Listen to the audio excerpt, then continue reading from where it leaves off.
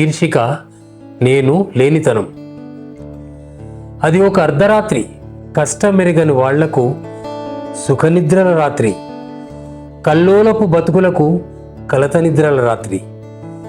జీవించడంలో తృప్తి లేని వాళ్ళు కలల లోకంలోకి వలసబోయే రాత్రి.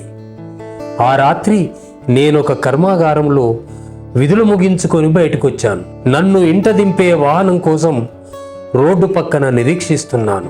నేను రోజూ పలకరించే పసిడి పూల చెట్టు ఒకటి నా పక్కనే పూలవారం దింపుకొని విశ్రమిస్తున్నది నిశ్శబ్దంగా. చెట్టు కింద చీకటి చీకటి ఆకాశ శకలం లాంటి తారు రోడ్డు మీద రాలిన పువ్వులన్నీ చుక్కలు పొదిగినట్లు పరుచుకున్నాయి. చుట్టూ పరిసరాలకు వెండి వెన్నెల వెలుగుల్ని అద్దుతున్నది. ఈ భూమండలంలోకి చలి మెల్లమెల్లగా అడుగుడుతున్నది. చుట్టూ నిశ్శబ్దపు అలలు చెవుల్లోకి పతనమవుతూ అలల హోరు. వెన్నెలా పువ్వులు నేను ముచ్చటించుకుంటున్నాం సస్నేహంగా. హఠాత్తుగా నా చుట్టూ మరోతనం వాలింది. రోజూ పలకరించే పరిసరాలే అపరిచితాలయ్యాయి, రూపాంతరం చెందుతున్నాయి.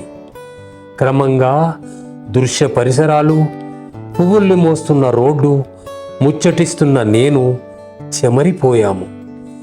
ఏకాంతాన్ని పరిమళిస్తూ, ప్రమోదాన్ని స్రవిస్తూ పూలు మాత్రమే మిగిలిపోయాయి.